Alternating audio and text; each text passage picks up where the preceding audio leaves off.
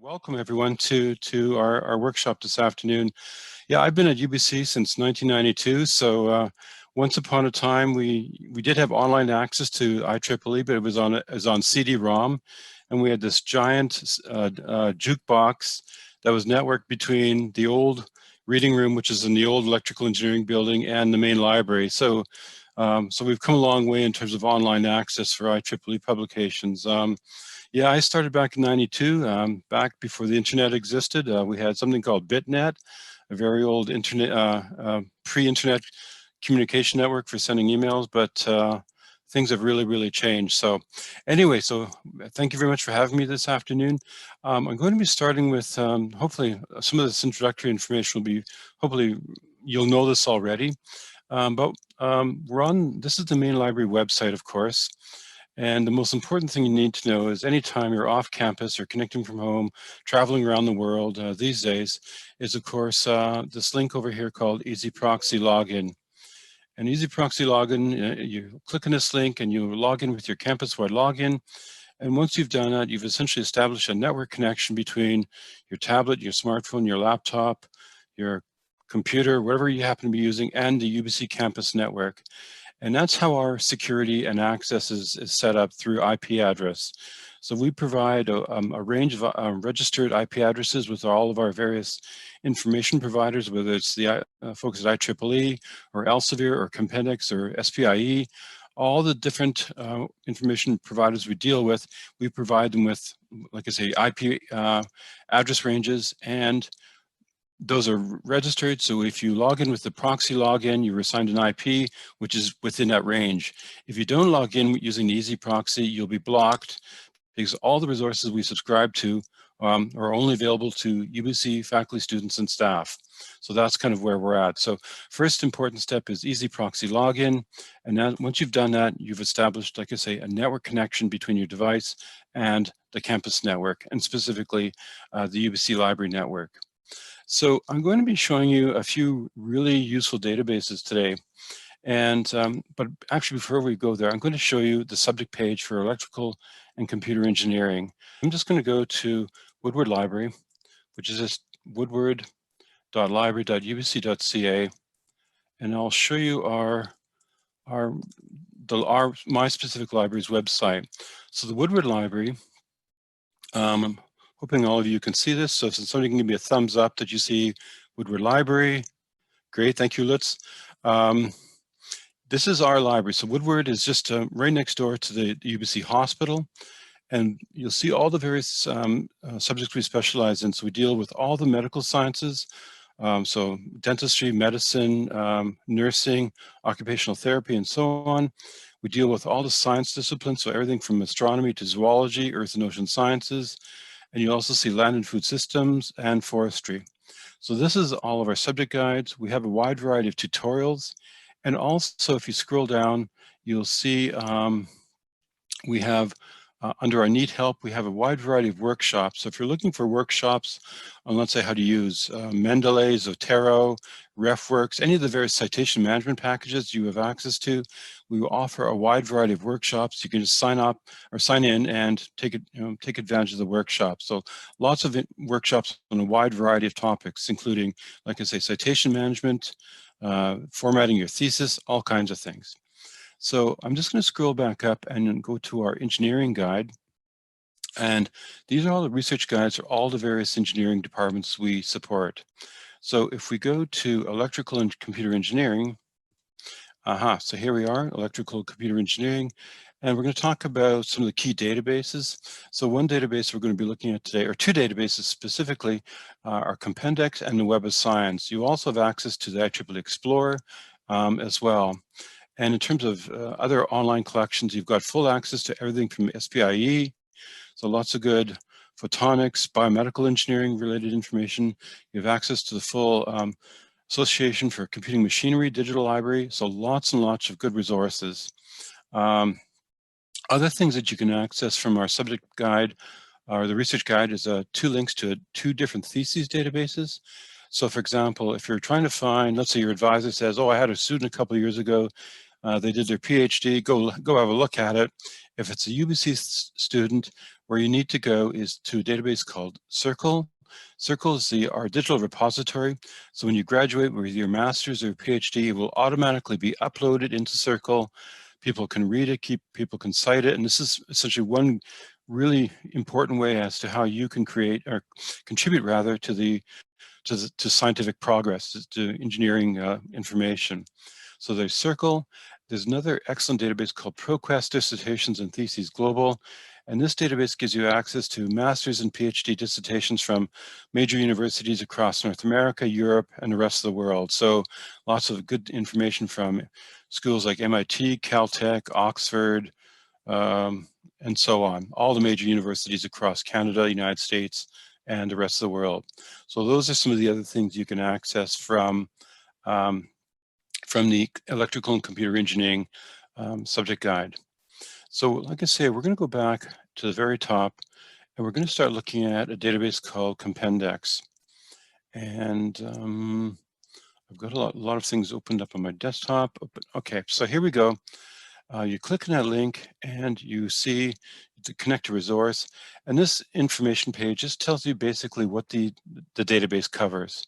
So I really like Compendex because it's a very all-round engineering database. It covers everything from biomedical engineering, electrical engineering, materials, chemical, civil, computer science. So it's a very multidisciplinary database in terms of accessing the engineering literature.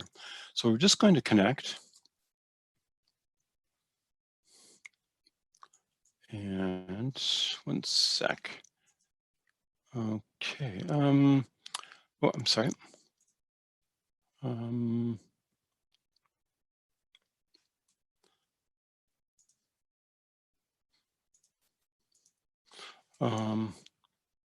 Okay. So this is the Compendex database. So what I'm hoping today is, I know I often get this question, I use Google Scholar, Google Scholar gives me good results. Why do I need to look at other databases when I'm getting already good results from using Google Scholar? Well, what I would say to that is that a lot of these other databases, like for example, Compendex has very good search functionality. So you can do author searching really quickly. You can find articles on a wide variety of topics with a very sophisticated search engine.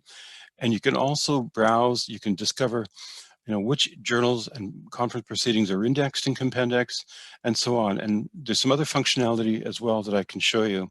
So it's a really useful database for accessing the biomedical engineering literature, the electrical engineering literature, and all related disciplines.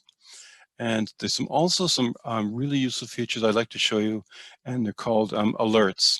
So what I'm going to do is I'm going to quickly log into Engineering Village. And just bear with me for once. Oh, I'm going to do this again. Hang on. I think I have another window open for this. One sec. I'm sorry. No, just bear with me here. Okay. Well, I'm going to log in really quickly into Compendex, and I'm going to go do this. Oops. Hang on here. Anyway, we'll worry about that later. Let's just go back to Compendex, sorry.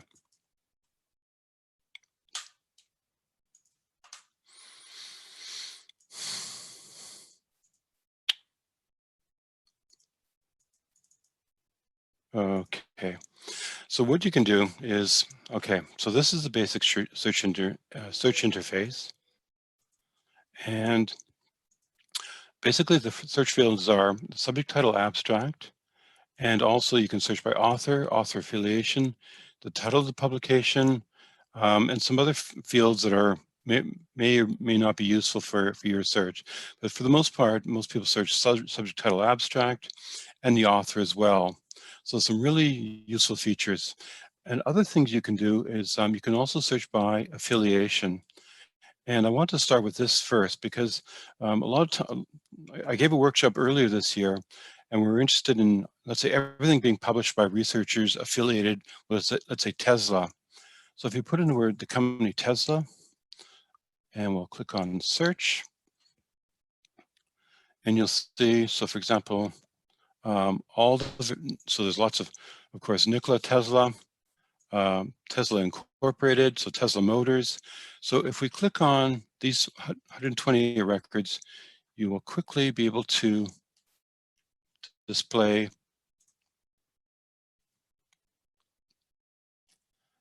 all the articles written by someone who is associated with Tesla. So let's just get the most recent first. Oh, this is the most recent. So here we have articles, IEEE potentials, transactions on magnetics. So of course, when it comes to Tesla, it could be dealing with, battery systems, electrochemistry. It could be dealing with, remote, artificial intelligence or AI, self-driving cars, etc. And of course, all the information deals with DC converters, etc. And if we just click on the title, you'll see where, okay, so this is someone at UC Berkeley, and they're associated with Tesla, and there's the abstract information. So this is, so searching by, just to repeat, searching by affiliation. So in our example, you could put in Tesla, you could put in another major research organization, Qualcomm, for example. And you'll see for Qualcomm, there's almost 43. Okay, my apologies. Okay, so let's go back to our subject guide, and we're going to look at a database called Web of Science. So Web of Science, it covers all the top journals in science and engineering. So what we can do is much like we can do with Compendex, you can search by topic. So topic is where you do your keyword searching. So your keywords from the abstract and keywords from the title of the article. So you basically have to come up with a list of all the keywords that you just think describe the kind of information you're looking for. So if we can let's go back to our battery energy storage. So once again, we can search for it as a phrase.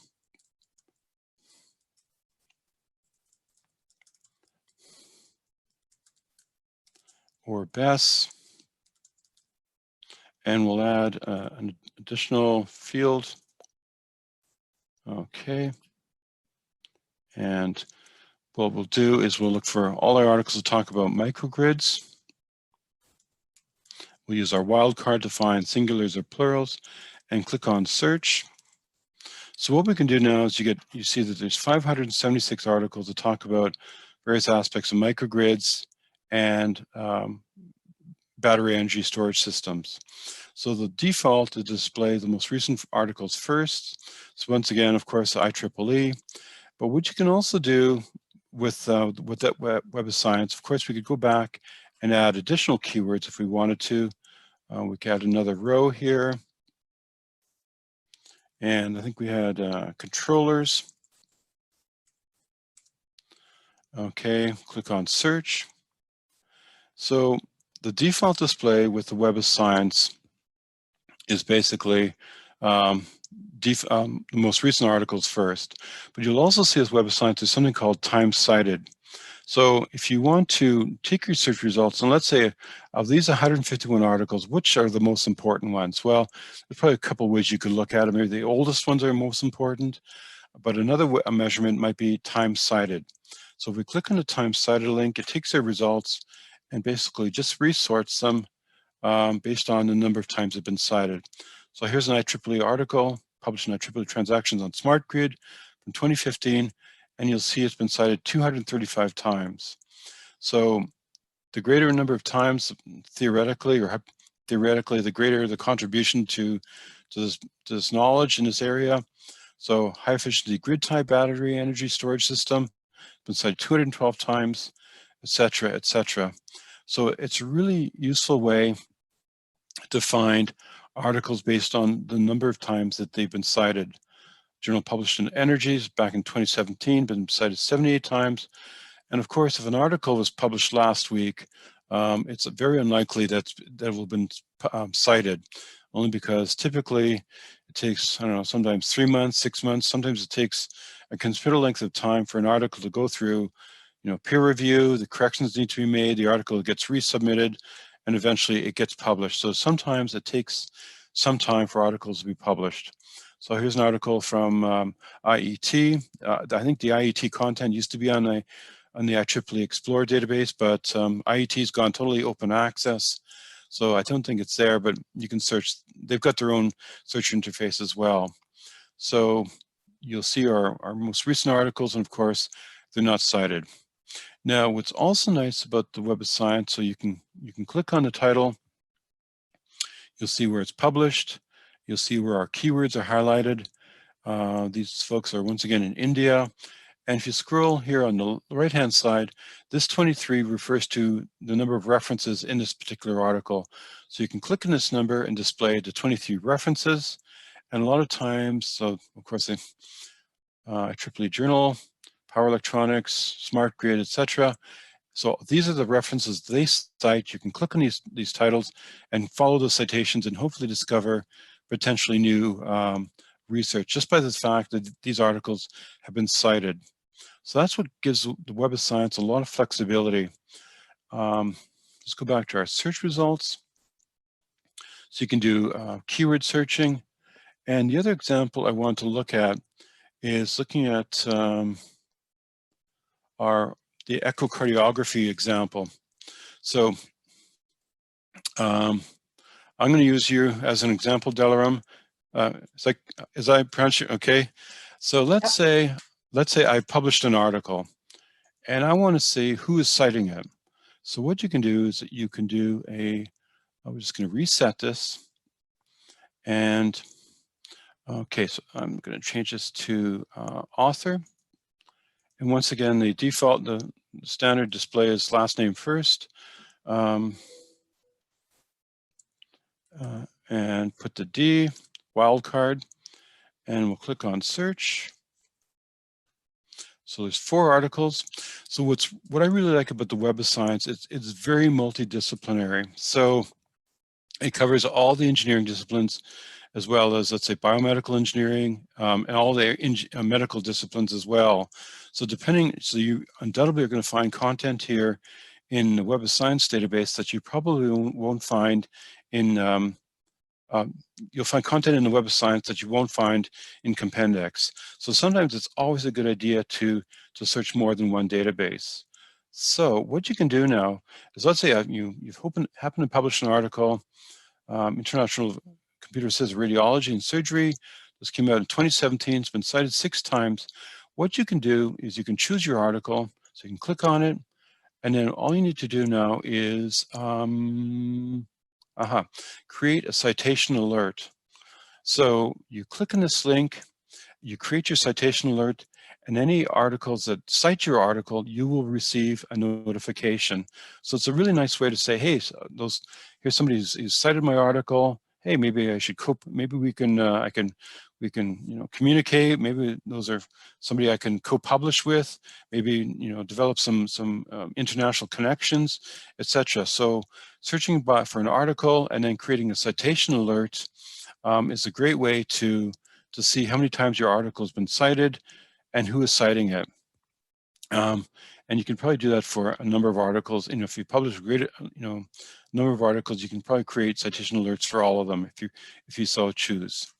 So that's one nice feature about the Web of Science database, is the fact it's really based, it's really highly structured around people citing one another, looking at cited references, the whole citation nature of science and engineering. So let's go back to our search. Now that's the author format. And of course, if you wanted to, you could add additional keywords. So you could say, I'm interested in what articles does this researcher publish on this particular topic, etc. So let's just do a topic search, and I'll show you some examples. So we can do our echo cardiography, And this will find the echocardiography or echocardiograms because we've truncated just the right spot. And then we can say, aha. So let's say we want to find articles. If we don't want to put words in an exact phrase, like ventricular ejection, so you can put it like this, ejection. So that is in that exact order with that. So this ventricular precedes ejection in that specific order. Now, if you want, you can make this a bit broader.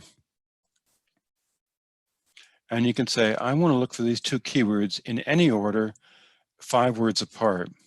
The format is near/x, where x is the number of words in between the first concept and the second concept. So like I say, if exact searching is too focused, is too exact, you can make your search a bit more still focused, but you can break up the word order, but the two concepts are still close together. So we can say ventricular ejection, and let's just see what we got. So, geez, okay. And I think we had used words like, how could we narrow this down a little bit? What could we throw in? Try adding neural networks. Okay. So neural networks. Okay. Let's try it like this. Network. Okay, so neural networks, and click on search. And we get 8 articles. So we probably going from, you probably want to think about other keywords, maybe there's more out there. When you say neural networks, what do you mean by neural networks? They're a family of machine learning techniques for, that's exactly actually what I work on for ejection fraction. So they're the AI piece of the thing. Okay, so what you could do is you could throw in a whole list of terms, and this is a good example. So you could say AI or artificial intelligence, machine learning. Yeah, exactly. So with the Web of Science, you kind of like all the databases, you have to kind of you have to come up with your own list of keywords. So sometimes it's good to, create a document, so let's say like a spreadsheet, and say, I'm interested in, and it's kind of unforgiving when it comes to spelling, artificial, sorry.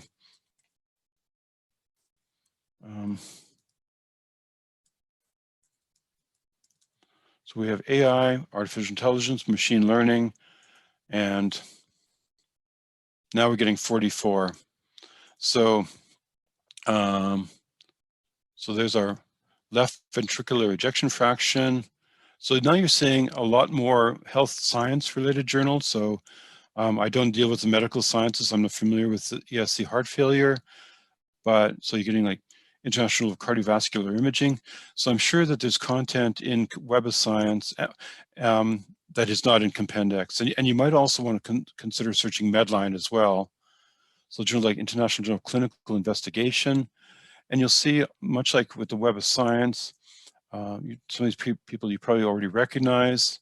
And you'll also see where this research is being published. So lots of electrophysiology, cardiovascular imaging. So lots of content that might be, I'm for sure. So here's all the other journals that are where this research is being published. So that's what makes Web of Science for some disciplines a very useful database. Compendex is great for engineering, but I think when it comes to, let's say, biomedical engineering or AI or machine learning, Web of Science is also very good. And then what you can do, of course, is run your search, and the default, so those article from 2020, and of course, then you can do your time-cited, and you may discover articles that you may not have seen. Wow, okay, 2019, not so long ago. Nature Medicine, well, that's not surprisingly, so it's been cited 117 times. So nice way to discover important articles. So here we have left ventricular assist, circulate, ejection. So why did this one come up?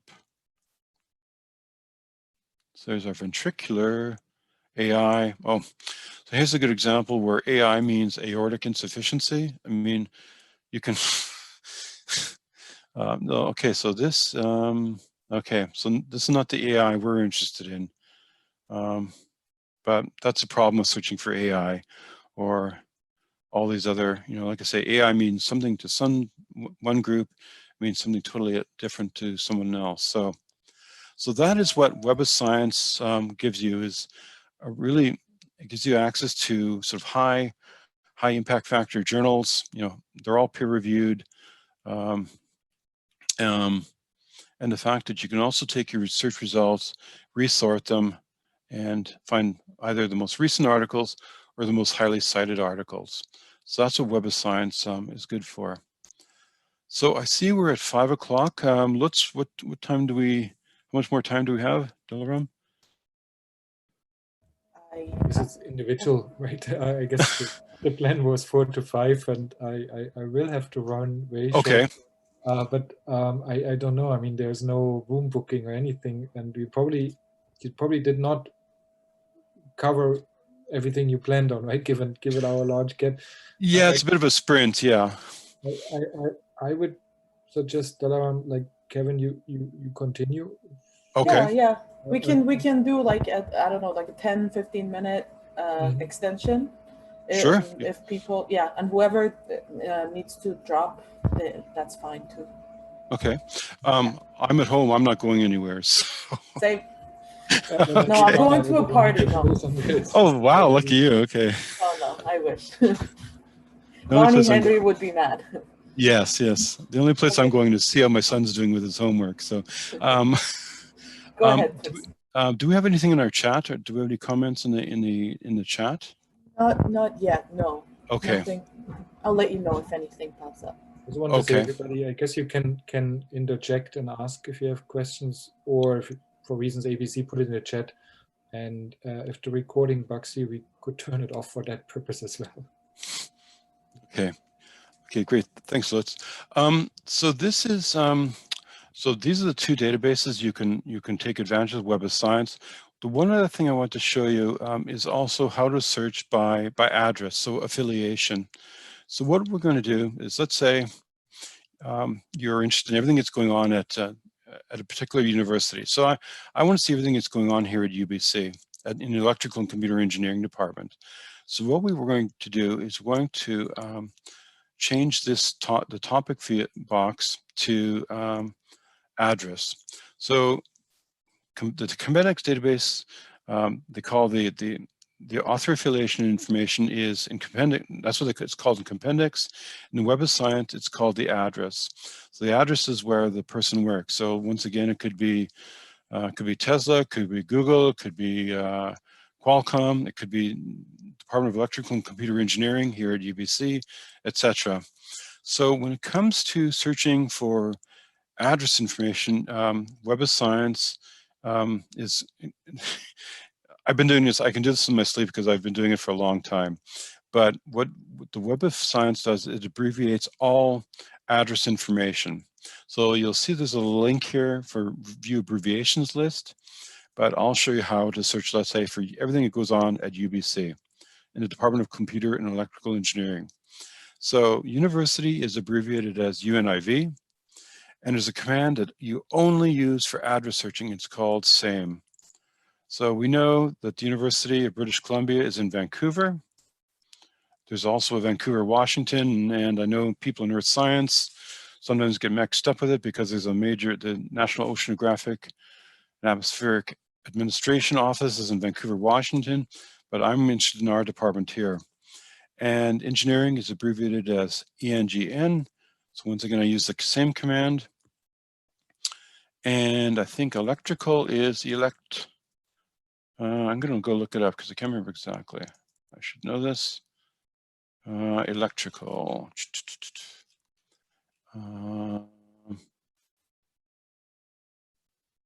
Okay, I'm going to sheet. So what I'm going to do is, okay, I'm going to use the wildcard. Okay, electrical and, so same, you know, and let's go British Columbia. I'm sure that's going to do it.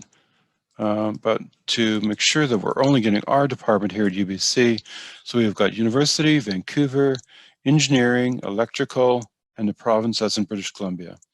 So let's just see, let's go look at year to date. So we're gonna have to up-to-date, no, search the entire database. Okay.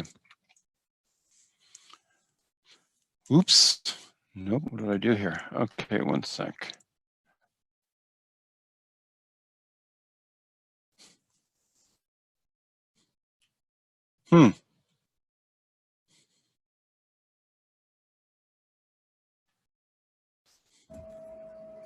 British Columbia being too, okay, there it is. Oh, no, did you see something? Okay, I misspelled something?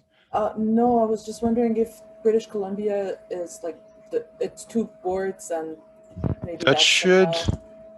yeah, okay, let's try. Same.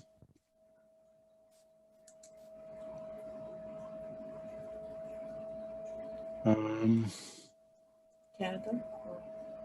Well, this should do it. This is what I always typically do. So, okay, we're searching the right database. Okay.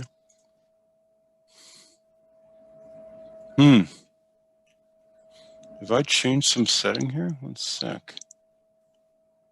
All years.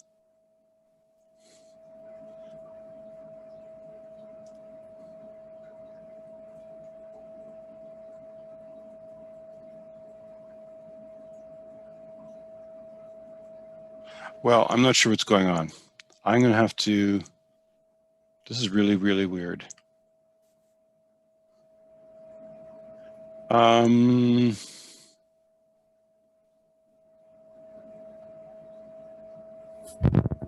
Okay. I'm going to go back and look at electrical for the correct abbreviation. Elect. Okay, let's try this.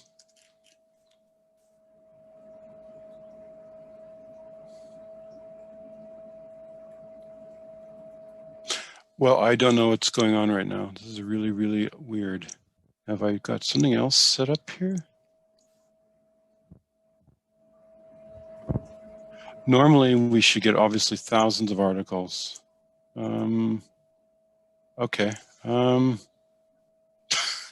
Anyway. It's the demo effect. Yes, the demo effect. Yeah, actually, this article's been published on. Let's go. Anything on the demo effect? Yeah. I'm sure there's something out there. I wonder if people have done actually like research on the demo effect. Well, yeah. Okay. This is really okay. Let's just try this one more time. Okay. So you can see I was playing around with this earlier on. Oh, okay. Maybe I had something. Okay. Let's just try this. 1864. Okay. Let's go back and try the.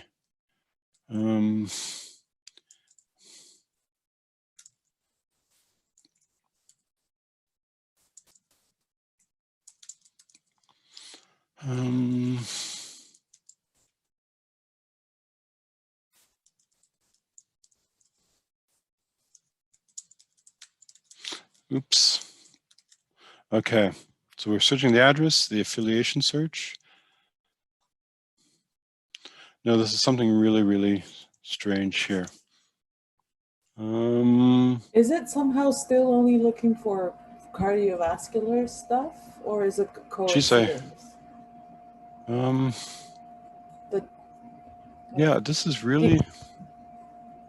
Okay, let's reset. Well, anyway, we can kind of play around with this, but maybe we should move on to the two other databases for dissertations. Does that make sense? Okay. Yeah. Okay, so we're going to leave the Web of Science. One thing I should also mention is that if you have any questions at all about search strategies, always, I recommend you can get a hold of me, just send me an email and we can get into more detail, maybe talk about other databases, other sources of information that may have additional references. Okay, so we're going to close this database. We're going to go back to our Getting Started page. So what we're going to do now is look at two other really important databases for dissertations. So under the thesis link, you've got a link to Circle. So we can click on this link, and this will take you to the library's digital repository. So there's a lot of other sort of open access journals, a lot of other content here. But for example, what I want to show you is the theses and dissertations collection.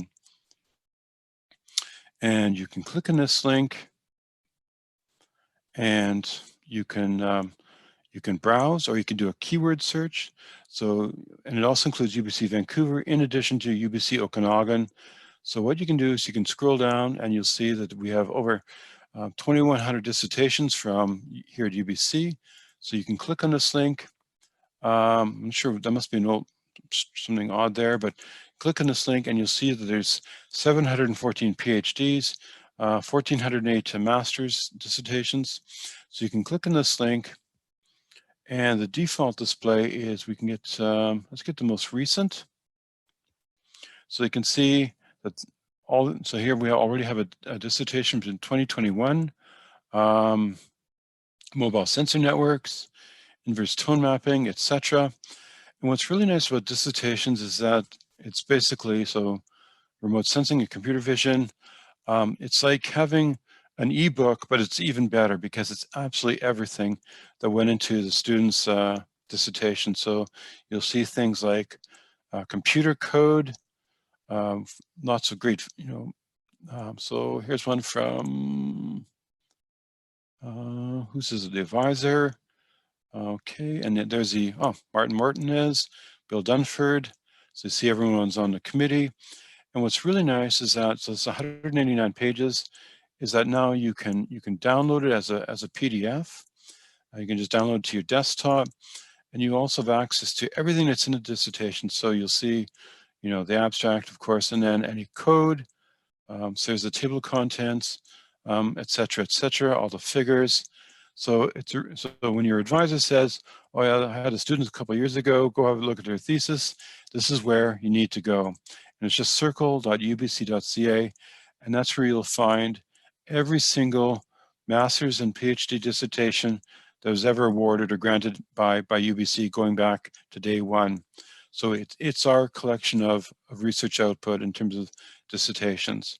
So you can do keyword searching, you can do author searching, but like I say, you've got all the content that's in the dissertation. It's available to you as a PDF.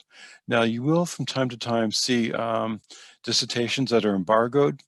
So the reasons students typically embargo a thesis is perhaps they're applying, or they're going to be publishing some journal articles, and the publisher doesn't want the sort of that information made public before the article itself is being published, or perhaps the student is publishing or applying for a patent. There's a number of different reasons why students may consider embargoing a dissertation, and you have that option too. When you eventually graduate and you've done your defense, you can embargo your thesis for a year, 2 years. You can choose whatever as an appropriate length of time. It doesn't it doesn't mean just because you've graduated and you've got your PhD or master's, it doesn't matter that this information is automatically made public. It's really up to you, and like I say, you have that option to embargo your dissertation. So that's Circle. You can browse. You can do keyword searching. It's kind of a pretty rudimentary search. Let's go. Oops. Let's just see what else. I've got battery energy systems on the brain right now. So let's go battery energy systems. And you can put in your as a phrase, or battery energy storage, I'm sorry.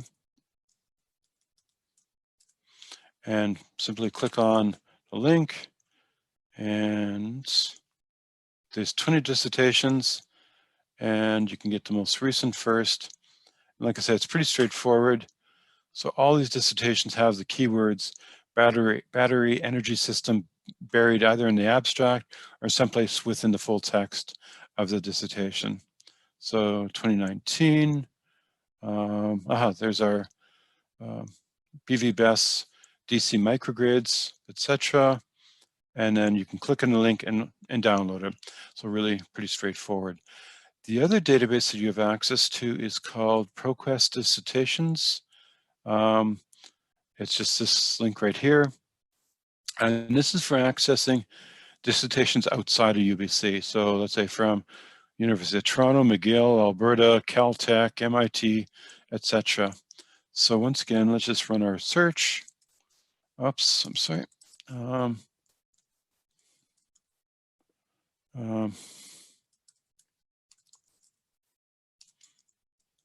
And you can use all your Boolean operators, so battery energy storage or BESS.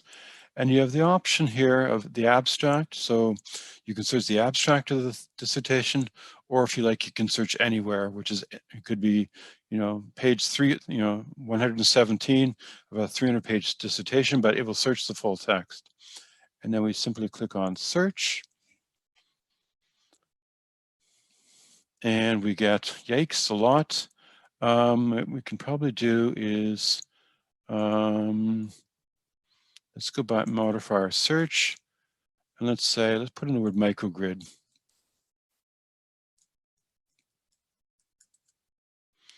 Okay, microgrids. And then we'll run our search again. Still lots and lots of information, but just to give me an example where some of these are, so University of Michigan. So you can see, what's really nice is that you'll see there's a preview. Now the PDF preview, I think, is like the first 9 pages of the dissertation. And then once again, you'll see the full text PDF, which means you can download the entire dissertation to your desktop. Now, if you're getting too much information, too many dissertations, you can always change this to abstract. And hopefully, if it's a well-written abstract, it should give you some comparable results. Now we're down to 43.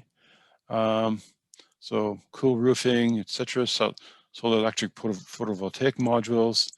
Where's this one from?